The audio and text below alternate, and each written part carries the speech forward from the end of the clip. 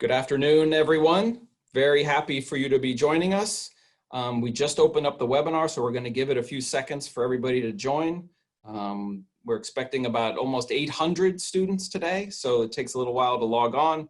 So we'll wait a few seconds to get as many on as possible before we get started. But really great to have so many of you with us today.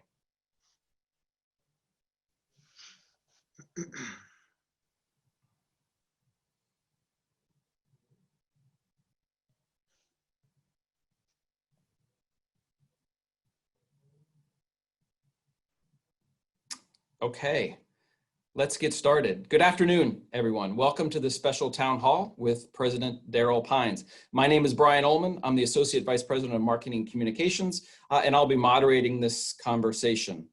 We are also pleased to be joined today by the Editor-in-Chief of the Diamondback, Daisy Grant. Daisy, really nice to have you with us. Daisy will also be asking questions of President Pines today.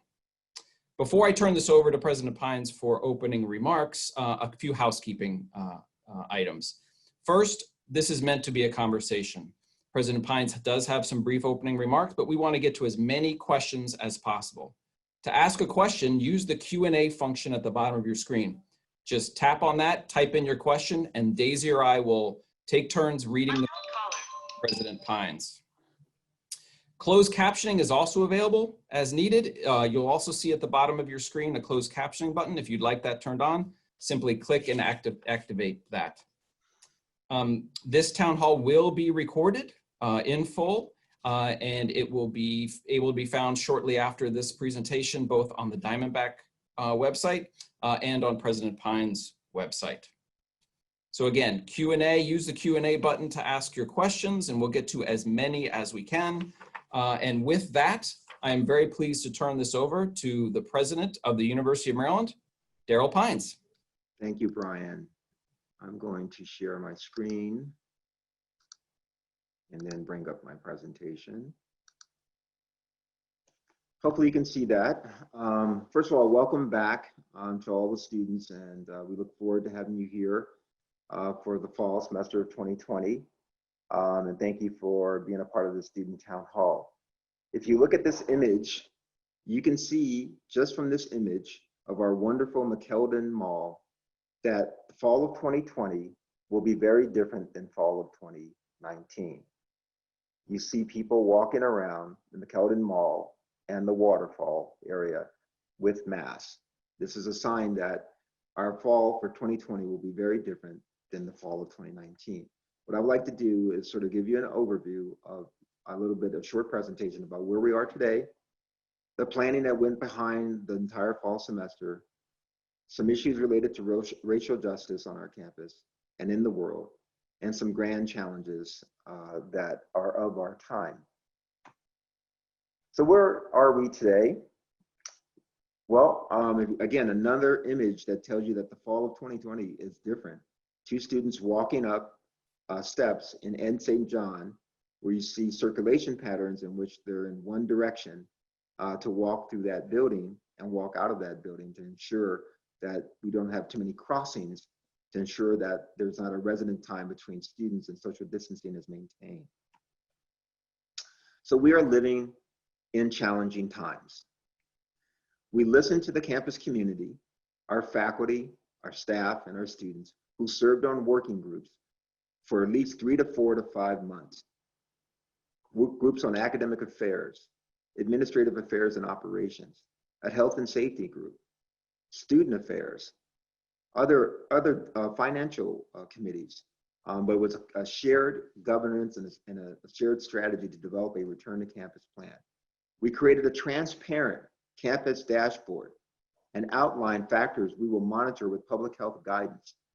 We delayed the start of in-person undergraduate instruction out of an abundance of caution to make sure that the prevalence of COVID-19 is not significant and that our protocols for abiding by healthy behaviors can be monitored closely before we start in-person instruction on campus. We continue to prioritize health while providing an opportunity for some students to access the in-person modality of instruction that their majors demand. And now for planning for the fall. We've been working for 4 to 5 months in these working groups that included faculty, staff, and students to develop this return to campus plan. We call it the For Maryland Reopening Plan. You can get it at this link, umd.edu/for-Maryland. It has 5 areas: for health and safety, for education, for research, for student life, and for intercollegiate athletics. So for health and safety side, this is really important. All of you have to view a training video and acknowledge a pledge to abide by 4 Maryland health and safety behaviors, right? This is really, really important that you view the training video and that you sign the pledge. Number 2, every faculty member, every staff member, and every student must monitor their symptoms on a daily basis. So daily self-monitoring and symptom reporting will be essential to keeping our campus healthy and safe. We are providing free PCR COVID-19 testing right now, and we'll be providing it through the remainder of the entire semester. We are doing some elements of contact identification. So if someone contracts the virus, as there have been a few during our first week of testing, we are doing what is called contact identification. Those individuals have been in closest contact with that particular person who has tested positive, and then we hand the contact tracing over to the state of Maryland that does it until fruition. Environmental monitoring. We have funded a number of faculty who will be looking at early warning preventive measures, such as monitoring the wastewater from a residence hall or from a classroom building, or monitoring the aerosols that are in a particular environment to make sure that COVID is not in that environment.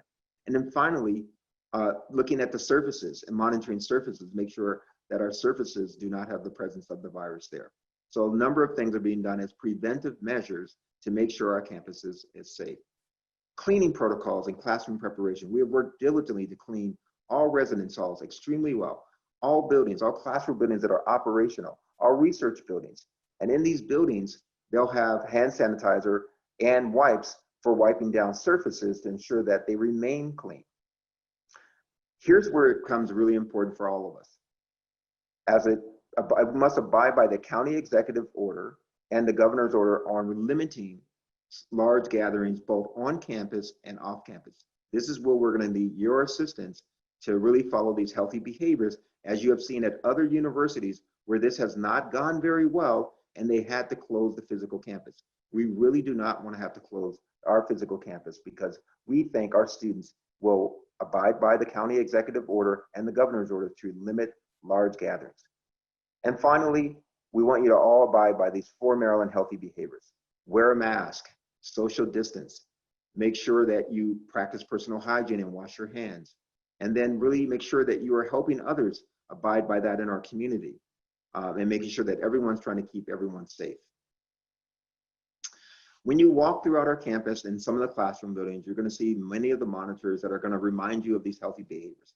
So number 1, wear a mask. Number 2, wash your hands often for about 20 seconds every time you do it.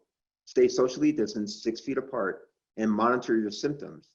And we have provided those students who are in the residence halls with these same 4 healthy behavior reminders. So what does it mean to wear a mask to protect yourself and others? Well, in 1918, this was the scene, the image to the left, of the 1918 Spanish flu. And it turns out the same healthy behaviors that allowed that community, that society at that time to get through this pandemic, that pandemic, which was the Spanish flu, was to wear your mask or wear a face covering, to social distance, to do personal hygiene with your hands and wash your hands, and of course, to monitor your symptoms and your health. The same 4 areas work today. It's just that the masks are a bit more colorful.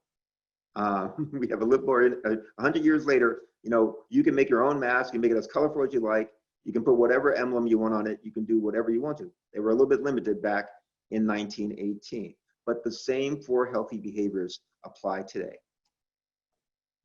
And if you do this, let me tell you why this is important from a scientific perspective. So we want to be in this blue section on the chart. which basically is a chart of adherence and the efficacy of a mask. And it basically says, if you're in this blue area, then you'll reduce the transmission of the COVID-19 to other people. So if half of our population wear the right type of mask, our transmissibility rate reduces by a factor of a half. This is what you should remember when you're talking to your friends. This is really important. This is why a lot of folks are not catching the virus, because they're wearing a mask properly, and it reduces the transmissibility, both from them to others and others to them. So it's really important that we follow these healthy behaviors. In addition, you might ask the question, so why do people always talk about 6 feet, 1 meter, 2 meter, and social distancing? Because it reduces the spread.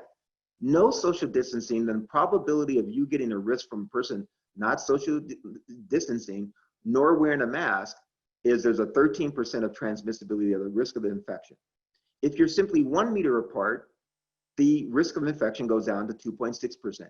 If you're 2 meters apart, or approximately six feet apart, it goes down to 1.3%. So this has been proven by many, many tests. And this is why people always say 6 feet or 2 meters, depending on whether you're in Europe or the United States. So this is why social distancing is important, is to reduce the spread. Racial justice.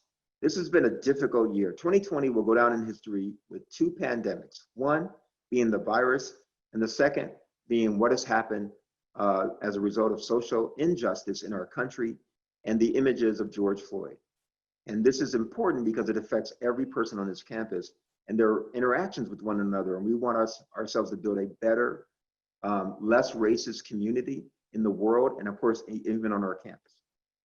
So you may remember that in my July 1st announcement, it included several things. One was a commitment to excellence in everything that we do, ongoing and unwavering, but also a commitment to anti-racist and social justice initiatives. There were 12 initiatives that I laid out. They were bracketed into advancing the student experience, creating a more inclusive environment, and advancing the university.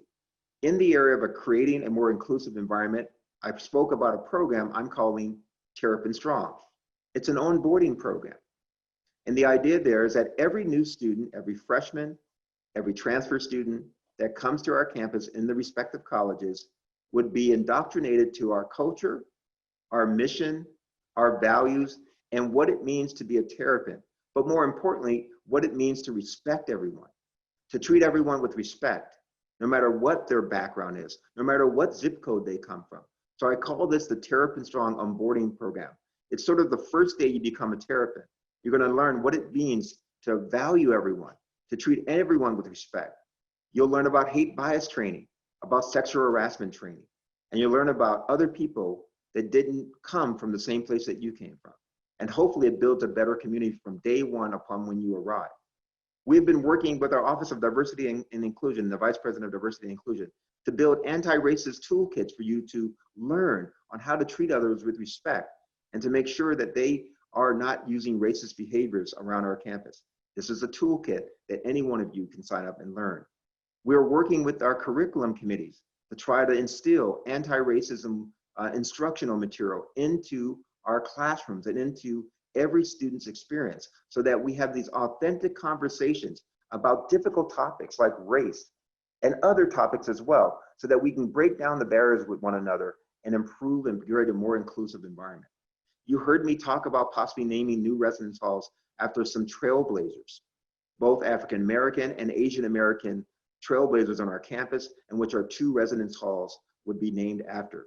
And then finally, you heard from me about getting out the vote and about voter registration and education. And maybe that some of you might even decide to serve as election judges or as assistants in the whole voting process.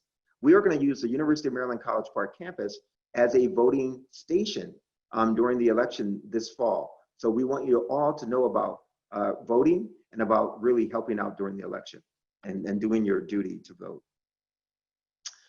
So I want to conclude with something that I am super excited about because I also love to connect with students, and especially freshman students. And I used to do this when I was the Dean of Engineering. And what better class than to teach is a class on the grand challenges of our time. I mean, indeed, we're dealing with enormous uncertainty. And clearly the virus and the pandemic is a grand challenge of our time, but so is social unrest and social justice. So I've created a class with a few other folks called The Grand Challenges of Our Time. And I'm super excited. I will be bringing in leading experts on anti-racism, on climate change, on the voting process, and on other areas that are grand challenges of our time. Of course, the pandemic is a key area. So I'm looking forward to having these folks speak to our student community and our entire University of Maryland community. So let me highlight a few of those speakers. Big data. Dr. Stephanie Evergreen will be coming to talk about how data visualization is impacting our society. Who can ever now forget the Johns Hopkins dashboard about the coronavirus and tracking it throughout the world? Well, that was a use of big data and analytical tools so that Americans could track and the world could track the coronavirus around the entire globe. Environmental injustice will be Dr. Hannah Atisha, and she'll talk about What the Eyes Don't See, one of her famous acclaimed book, A Story of Crisis, Resistance, and Hope in an American City. It was in Flint, Michigan. Social justice and anti-racism, we've invited Mr. Jason Reynolds, a graduate from our university, who co-authored a book with Dr. Ibram Kendi on Stamped. It's a book about anti-racism. So these are the hot topics and grand challenges of our time that will be offered up in my class. And then I'll conclude with this famous quote, which is also relevant for the times that we are in. The ultimate measure of a man is not where he stands in moments of comfort and convenience, but where he stands in times of challenge and controversy. So these are the times that we're in, and requires every person to do what is right to make sure our society is just and healthy. Thank you. And I'll take my screen and stop sharing. Thank you, President Pines. Thank you very much for those remarks. Now we're going to get to the question and answer period of today's conversation. Again, as a final reminder, you can type your question right into the Q&A function. I see a number of you have. We have a large number of questions already, so that's great. If you have more questions as this conversation proceeds, please click on Q&A and we will read as many questions as we can get to. And at this point, to ask the first two questions of President Pines, the editor-in-chief of the Diamondback, Daisy Grant. Hey guys, thank you all for joining us, and thank you especially to President Pines for facilitating this dialogue. So UMD students have submitted a lot of questions to the Diamondback and to your office, and so we're going to focus on some of their top priorities to start with. And so when you announced that the first 2 weeks of school would be completely virtual for undergraduates, you cited the county's high positivity rate as an example of the continued presence of the virus in our community. And I know you've explained that the university's decision making doesn't rest on one singular data point. It's more of like a trend. Can you explain a bit more about how the university is analyzing these trends and how they're weighing different metrics as it makes a decision about in-person classes? And if we do get to in-person classes, what it would take to go completely online for the rest of the semester? So thank you, Daisy, and thank you for being here and your service to the Diamondback. So when we started thinking about the fall, we started thinking about a multi-pronged process for health and safety of all of our population, faculty, staff, and students. So as you may remember, we sent out a number of emails starting early August, maybe actually late July, where we said we had a three-pronged approach. Essentially, mandatory get tested before you come here, everybody. Get tested when you arrive here. And then we decided out of an abundance of caution that as we were doing these large-scale testing of everyone in our population, we wanted to understand the prevalence of COVID-19 in our community. So we thought a really good idea would be to hold everyone sort of in the online modality for the first 2 weeks as we sort out the test results, how many students would need to be isolated and quarantined, and make sure that we're not contributing to any large incidents of COVID outbreaks in our community. So that's why we decided to not have people running around on campus and going to classes, because we thought that would be a portion of spreading the virus if we did that. So that was really the real reason. So after the first few weeks, we expect that as we work with the county public health officials, that we'll be able to know exactly where we are, and no one metric will be the decider of all of whether we would stay online or go back to in person. but it'd be in consultation with our public health officials at Prince George's County. And you should know that one of the things that we did transparently is we provided a dashboard so you could track the numbers, and the data is already there now about positivity for our campus, how many people have been tested, how many people have tested positive. Now, we're very fortunate, and everyone should be very proud of the work that the University Health Center has done. We tested 4,350 people this past week, and we had 6 positives. I can't think of another big university where that has happened. Now, we're fortunate because it really depends on others and whether they are carrying the virus. But this past week has gone very well. Our positivity rate is 0.13. And again, no singular metric will be the deciding factor. To be in concert with our health officials, both in the county and in the state. So for example, what could happen that keeps them online, our campus could be fine, Daisy, but what could happen is around the county, it could be really bad. And out of the abundance of caution, they could say, we want College Park to go online because we don't want people moving around. And that would have like literally nothing to do with what was happening on our campus, but the surrounding area could cause that. So thank you. Yeah, and so as you said, you've been clear about how students need to be tested for COVID both before and after they arrive on campus. But as we continue on to this semester and as situations change, how will testing requirements, what will testing requirements be like during the semester and testing availability? How often will people be required to, and how often will they be able to? So we're doing a big baseline foundational testing over these first 3 weeks of, last week at 3rd and 17th, it'll be the week of the 24th, and then the week of the 31st. And that will get our entire population, faculty, staff, and students, the first baseline. Then we intend to do that 2 weeks later again, another free big round of testing over another 2 to 3 week period. And then after that, sort of towards the end of the semester, end of September, we will then do what we call sentinel testing or surveillance testing of 1,000 people for the rest of the semester every week until we get to the end of the semester. All of these tests will be free to everyone in our community. No one should have to pay. I can't imagine that anyone should have to pay for being tested for COVID. The university is going to pay for it all, for all of these tests. The whole idea is not to be overly burdensome to you and not to charge you another fee for it, but to provide a really health and safety, a safe environment for every student, every faculty member, every staff member. Thank you. All right, this next question comes from Alexander Richard Cohn, who used the Q&A function, and he writes this. I have heard that many students have been trying to end their leases in the South Campus Commons and the Courtyards apartments due to the increased danger of living in crowded apartments. These apartments are on University of Maryland property, are only available to students, and Maryland profits from these leases. How can Maryland claim to care about the safety of students when they refuse to help the students looking for safer housing in this unprecedented time? Alexander, thank you for this question. Indeed, this has been a challenge for many, many weeks for students, and we are sensitive to it. We understand that there's a bit of confusion as it relates to the South Campus Commons and to the courtyards, and because they are definitely physically on our property, it has the appearance that we're in charge. And there are 2 state entities. One is COCM, which is a management entity, and then Medco, which operates these facilities on behalf of the University of Maryland.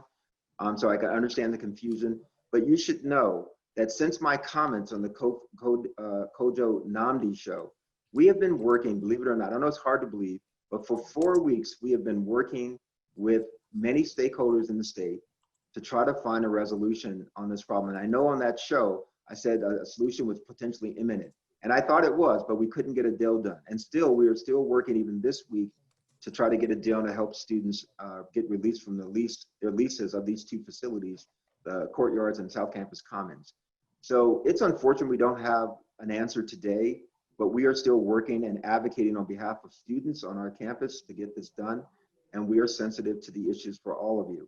And so hopefully, we'll get lucky and we can get a solution done. But we've heard you multiple times. I haven't been able to respond because I don't have a definitive answer now, but just to let you know, we are advocating on your behalf. Thank you. So the next question I think is about sort of what students are really concerned about, which understandably is getting sick on campus. So right now, I believe we have 3 people in isolation on campus, 0 people in quarantine, and we know that these spaces exist. But what is the process and sort of expectations for putting students in these beds in these spaces? And how is the university planning to support students who must isolate or quarantine for several days? So thank you, Daisy. So we've sort of thought this through very carefully, again, on these working groups with involved faculty, staff, and students to think through this process. So what we've done is we de-densified our campus. So right now, as it stands, we have, I think, 3,600 students in our residence hall, which have a capacity of 9,500 students. So significantly de-densified our residence halls. Some residence halls are not even operational. They are literally shut down because the volume is so low. We typically have about 1 person per suite per unit, so that really we don't have very few double occupancy units on our campus. So that was the first step. What that allowed us to do, because of de-densifying, it allowed us to use a couple of our residence halls as places for isolation and quarantine. And so we have worked out a process where when an individual either on campus or off campus contracts the coronavirus or COVID-19, we have the ability to put them in a single person suite with their own restroom and bathroom and allow them to be there for the next 14 days until they would heal and return to their original residence hall or to their community in the city of College Park. What happens during this 14 days, we have a case manager who will check on those particular individual students to make sure multiple times a day, visit with them, make sure they're okay.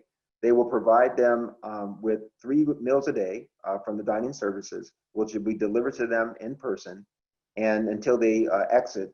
And then they take a COVID test on the exit to make sure that they're negative, and then they go back to their original housing location. So that's our strategy and that's our approach. And I think part of our process is to make sure that we do that very well and keep the community safe.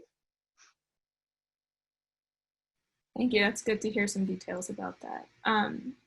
So we actually have our next question is coming from the SGA student president, Dan Alpert. So if we could go to him.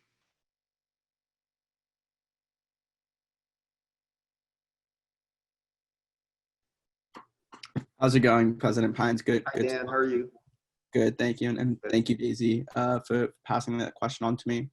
So my question is, given the trajectory of other campuses so far, what does the worst case scenario look like? Do we send everyone home, or will dorms and other services on campus still be available?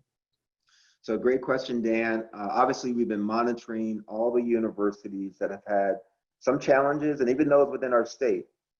Like all of our fellow universities, we sort of have a phased approach for different stages of the coronavirus and COVID-19 breakouts in our campus. For example, we have the isolation areas for our students when they contract COVID. We have the quarantine rooms for those when we do contact identification who need to also be quarantined because they've come in contact with the individuals who have been contracting the coronavirus. So we have a multi-phase process to get us to the next level of restrictions.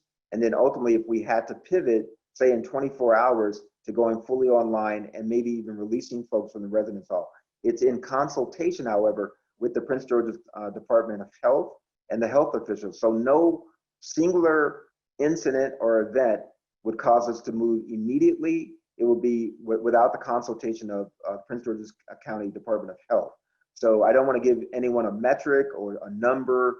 It's a combination of factors that moves to different levels of restrictions or to ultimately going fully online. We hope that our students are going to be able to work with us in a shared environment, really practicing these for Maryland healthy behaviors so we don't ever have to pivot because we have large cases of coronavirus or outbreaks. But even if we had a small case, we think we're ready to manage it.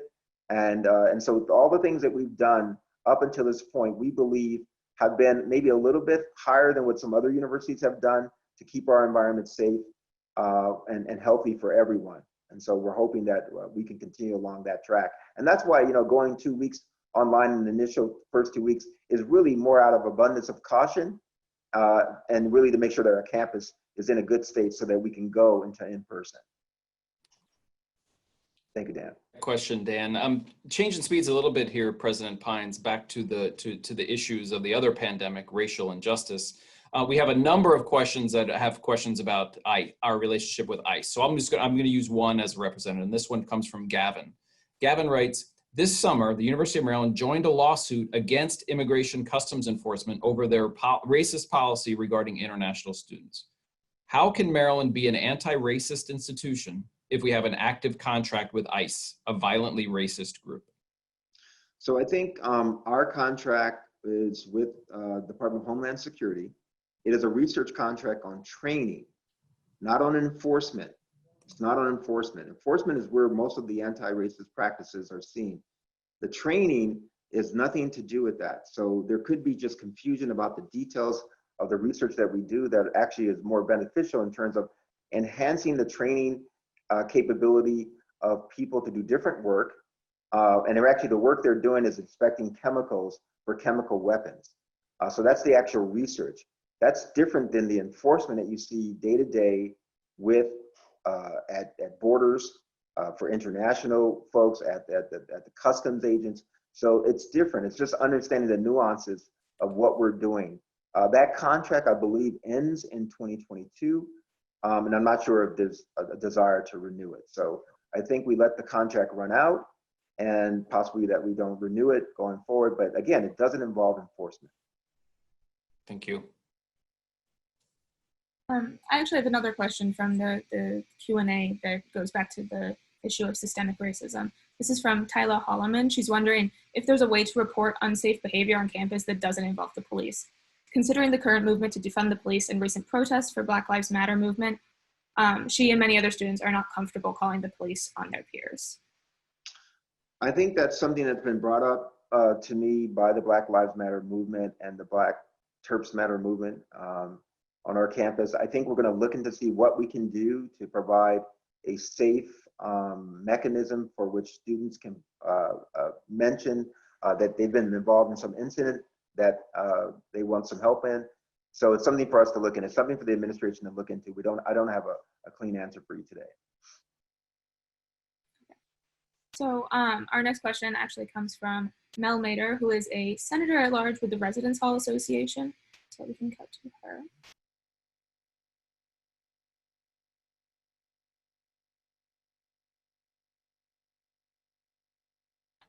Hello. Hello.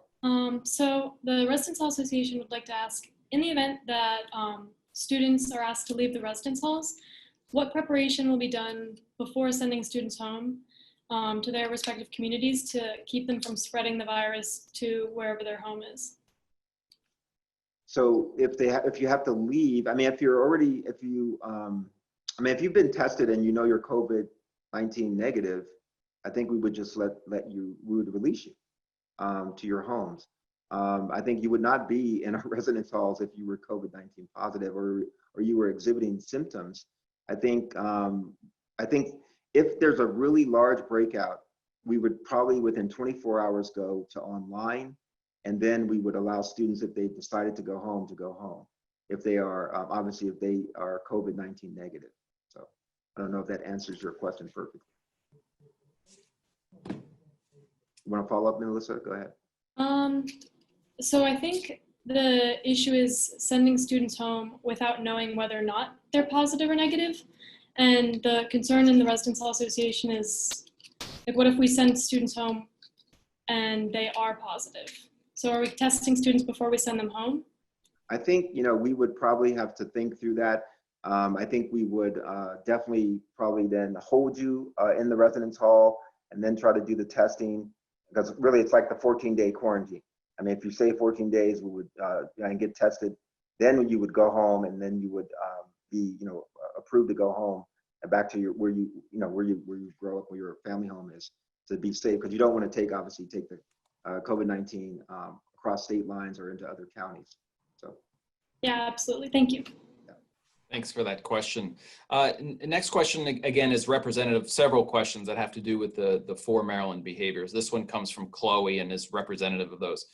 Many of us do not think it's realistic to expect all students to adhere to all rules.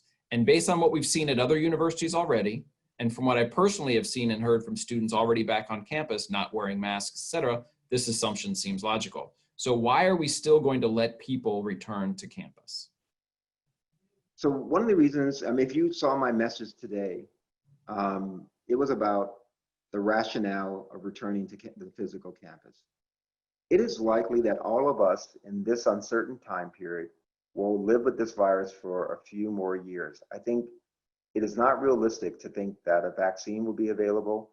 So part of the balancing act for all of us as human beings is to try to figure out, is it possible for us to safely live with the virus and get an education and provide an education? But what does it take? It takes every one of you, every one of us, to really follow these healthy behaviors. We're not unrealistic to think that there won't be a few people in our community who will not be in compliance. We know that there'll be some people that will not be in compliance, as it has been exhibited at other universities. But we hope that our messaging, that students talking to other students, that faculty talking to other faculty, staff talking to other staff, will, through a community shared approach to keep our campus physically open, will help achieve compliance. Now, we will also use the Student Code of Conduct as a method for egregious violations of the social gathering or the executive orders of the governor and the county executive as a measure to potentially suspend students, to potentially expel students. We really don't want to have to go that far. We hope that folks will be compliant. Now, I have to say that I've been on this campus for 10 weeks, and in the last 2 weeks, as all of you have been coming back to campus, I have been monitoring with my own eyes walking around campus. And I would say you're true. Probably about 85% of the students and faculty and staff are in compliance, wearing their masks on campus, both inside and outside. And even on Baltimore Avenue, I've been out there every Friday, every Saturday night, observing. You don't see me because I'm hidden. I'm watching what's going on, making sure that people are in compliance. And it turns out I'm really proud of the restaurants and the bars, because they're actually really monitoring and trying to keep everyone in compliance. And it's really nice to see. So I think we have a chance, a really good chance to be in compliance and to keep the physical campus open, but it depends on every last one of us working together, following these healthy behaviors that we have laid out for you. Yeah, so in this vein, I think there's a lot of questions about the sort of the step in between the preventative like messaging and the consequences. Like sort of how is like the monitoring of behaviors off campus going to look? I know you said you've been out there, but I don't assume that's how it's going to work for the rest of the semester. So I'm wondering who is sort of monitoring, especially these off-campus activities, such as parties or gatherings in private homes, which are also fall under like the county order about. Great question, Daisy. So what we've been doing is working with the Department of Public Health again. They will have, I think they're going to deploy a significant number of what they're calling healthy ambassadors. These ambassadors will carry with them masks with them, Terp and strong masks to hand out. They will also be with a soft touch. If they see someone not wearing a mask and they have a mask, they will ask them to put it on. And they see egregious violations in the city of College Park or on Baltimore Avenue, they will take note of it and then get in contact with us, the Vice President of Student Affairs or the Office of Student Conduct. That's what they've been told to do. They've been told not to intervene, but to gather evidence and provide that evidence to us so that we can make a decision. Now, we really don't want to obviously have to take the extreme measure and go through the Council of Student Conduct to make a decision or to reprimand any student. We really don't want to do that. But we do want to use these healthy ambassadors to remind students of these healthy behaviors and to mitigate the spread of COVID-19 by using them. So Prince George's County is employing these healthy ambassadors on their own nickel so that they can keep the spread in College Park and the rest of the county down. So that's what we've been working with, and that's who we're going to use. Great, good to hear. So our next and our final question from a student group today comes from Michael Marino, who is a member of the student group Political Latinx United for Movement and Action in Society. So Michael, up to you.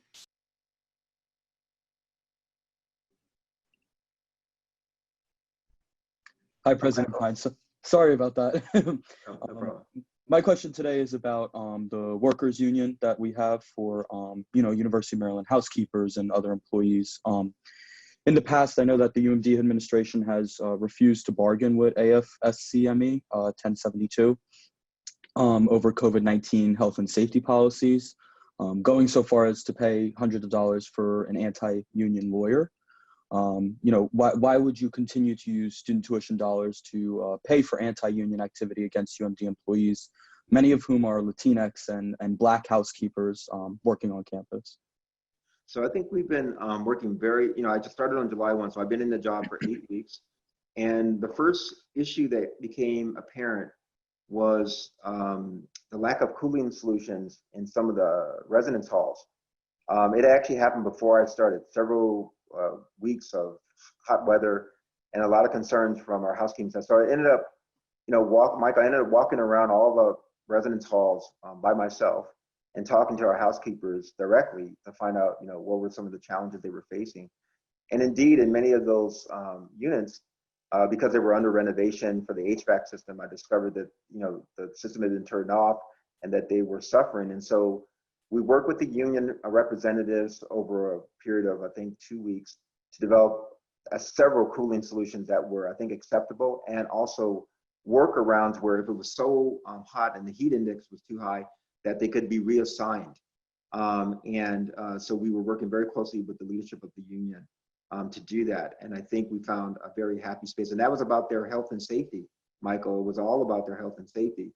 And I wanted the housekeeping staff, which you're right, who are Black and brown individuals in our most vulnerable populations, to know that the president of the University of Maryland cared about them directly. And so I had a chance to talk to them, many, I would say 20 or 30, directly myself. And so within regards to COVID, we've given, I want you to understand that we have been incredibly supportive of our most vulnerable populations. When we all pivoted in the spring after spring break to go online, all of these workers who were on our campus were told to go home. We literally didn't have, because they're forward facing and they do the jobs that require them to be on our campus. One of the things we did was we said, no, go home. You need to take care of your families. You need to be safe. And we paid them for literally doing nothing for, I don't know, all the way till June 30th.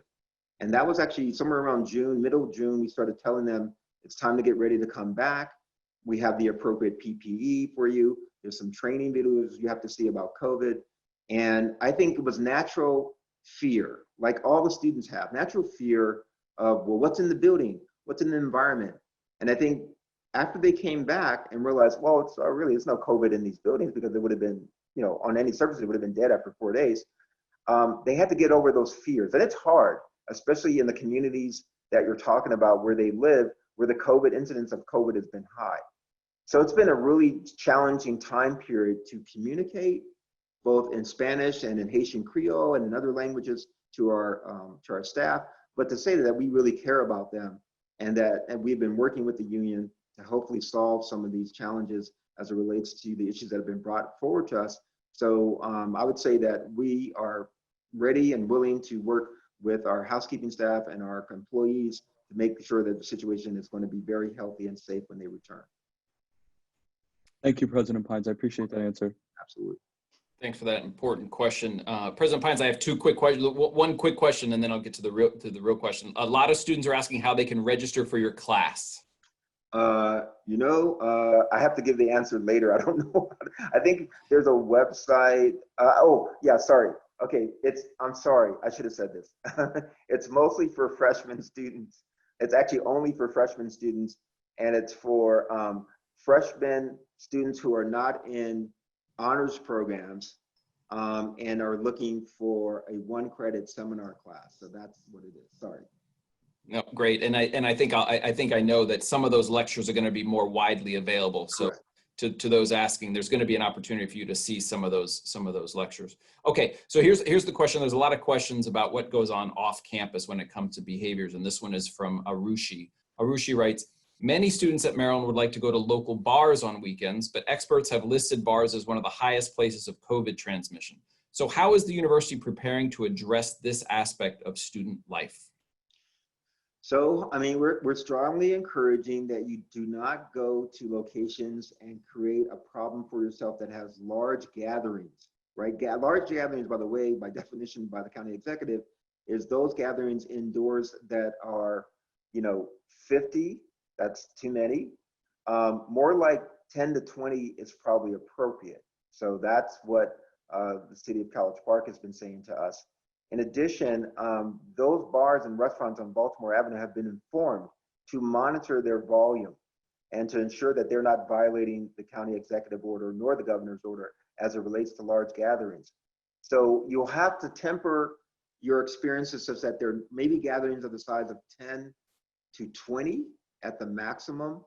And there's even details. So if you had, they say in the county executive's order that it could be one person per 200 square feet.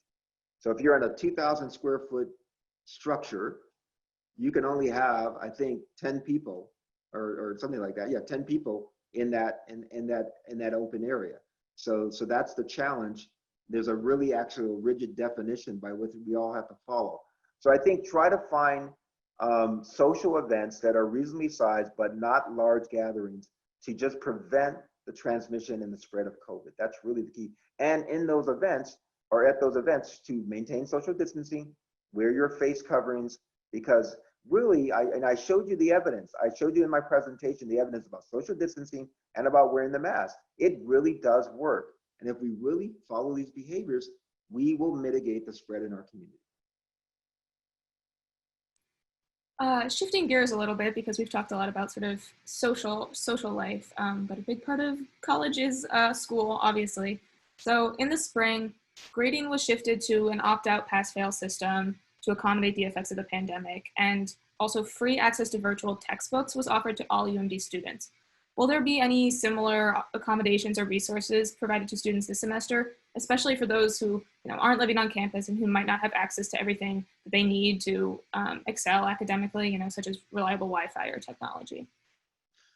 So we will, I think right now we're going back to the original grading policy, not the one from the spring, but the original grading policy that we would normally have, unless something tells us otherwise to move in a different direction. So that's number one. Number two, in terms of, let me see if I caught the last part of your question. In terms of the available Wi-Fi, you're saying? Well, could you repeat that, maybe that question? So I'm sort of wondering about resources like the free access to virtual tech, because a lot of students who are at home, they might not have access to the same, reliable Wi-Fi and technology and just resources that they have when they're on campus. So I'm just wondering what the university can do to. Well, the libraries will be open for all students, even if they have only online courses. So people will still be able to come on campus as long as the physical campus is open to get access to Wi-Fi, access to open spaces to study, and access to the library system. I think also there are many of our classes that even if some of them are in person, are going to be taped, and you could view it asynchronously. So for some of those students who don't want to attend the course in person, there are some cases that they'll be able to see it remotely asynchronously. And in some cases, they'll be able to see it streamed for some of our lectures. So we've tried to make a way where it could accommodate all types of students, those who might want to be in person for the small in-person courses that we're going to have, and also for obviously the majority of students are going to be online, because essentially 80% of our classes are online and about 20% are in person. And I would say more, if you drill down, I would say 8 to 10% are really in person, and the others are sort of a mixture of online and blended learning. Yeah. Okay, and then another question, with so many classes online, like you said, about 92% are at least partially online. And so many, or some university resources are sort of limited in their capacity due to the pandemic. A lot of students are wondering why they're being charged their mandatory fees in full. One fee in particular, I'm sure you've heard people say, is about the athletics fee, which is still being charged in full, despite there being no Big Ten athletic season this fall. Can you speak to that decision-making process a little bit more? Yeah, what I can speak to, the quality of the education that you're going to receive, whether it's in person or online, is going to be at a high quality. We've had 600 faculty members. This is really exciting, actually. I really want you guys to know this. 600 faculty members out of the 2,000 or so that we have reinvented their courses online or in person that are so novel. I mean, I'll give you one example. We have a class in music where we've shipped Steinway pianos to students who didn't have a Steinway piano, obviously, at home. And I've seen this course now emerge out of the summer where students can literally be at home with a lesson plan and then on a Zoom call, synchronously have a concert with a Steinway piano that they've been loaned from our music shop. It's unbelievable that that is the experience that a student could have rather than having to be in a studio here on campus. So the quality of the instruction is going to be at a high level, which, you know, to me is exciting based on the tuition that you're paying. We've invested enormously to improve the instruction for this fall. In addition, you know, we have mandatory fees which are set because we have sunk costs for the infrastructure that we have. That's why they're called mandatory fees. However, the athletic fee, yes, I think there's some grace that we could offer there, and I'm hopeful that, you know, maybe in a few more weeks I'll be able to announce something there for students to know that I'll offer some relief. And that was a big decision, by the way, just to let you know. And you know, people keep asking this question, and you guys from the Diamondback have inquired about, you know, that this is all about money. If this was all about money, then I would not have supported the Big Ten's decision to postpone fall sports. Everyone in our community loves football, and they love other sports as well. I happen to love soccer. And the decision that we made was based on the health and safety and well-being of all of our student athletes, all of them, not just the football players. It was in their best interest that, based on some of the data that we were seeing and the uncertainty of testing, contact tracing for athletes for high contact sports, and other issues, that we erred on the side of abundance of caution. That decision alone cost the university probably $30 or $40 million, that decision alone. So we care about all the students, and we care about your health and safety and your well-being, but we also think that we have a great opportunity to really have both in-person and hybrid instruction and online that will be at a high quality that I think will lead to a very fruitful semester. Thanks for those questions, and I also work in the athletic department as the chief strategy officer, and I just want to insert that we are still hopeful we'll be able to play some of those fall sports in the spring. That's great. So we're cautiously optimistic about that. But along the same lines about caring for our students, we have a question from Jessica Levinson, who writes, "What resources will you provide to help students who are struggling with mental health issues?" So Jessica, thank you for your question. As you may recall, in my, again, 12 initiatives that I laid out, the number one initiative was mental health. If you may recall, on July 1st, if you go back and look at that letter to the campus.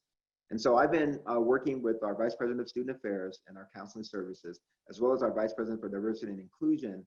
And I'm hopeful that they will send me a proposal detailing the resources that are required to support additional mental health professionals in our counseling services office that will be provided to students, faculty, and staff. So that's imminent. Hopefully I'll receive that in the next several weeks, and then we'll be able to restaff that office so that more mental health services are available for students and for faculty and for staff.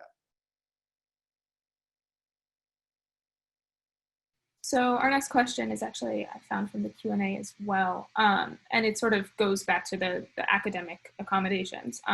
We are in a public health crisis. Obviously, people are going to get sick, as you have said.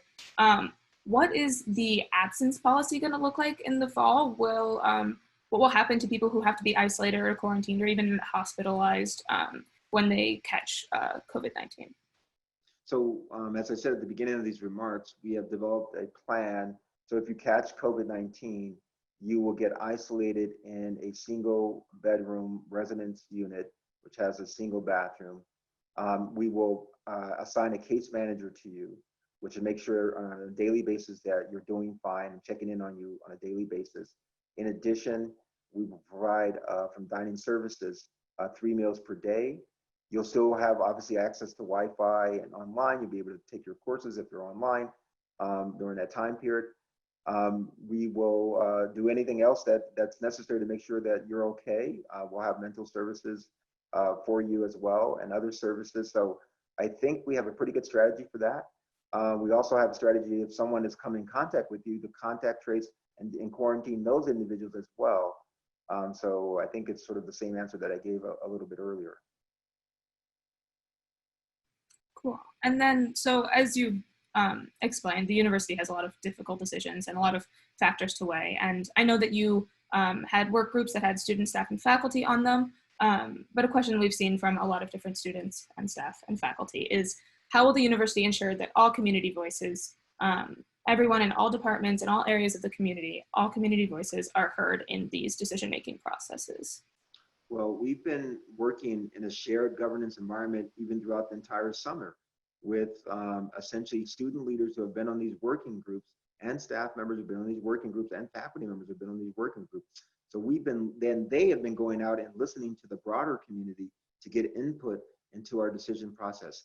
As we move into the fall, we'll use the University Senate as a mechanism to talk about all of these issues. In fact, I think in the first Senate meeting, I'm going to be giving an overview of where we are, how are these things working out, how's the 2 weeks in, how's the semester going thus far, what does the data look like, what does the compliance look like. So I'm hopeful that I'll be able to communicate to the community where we are and have some of our leaders of our working group also communicate to the community about where we are. So I'm excited about that first meeting in the Senate.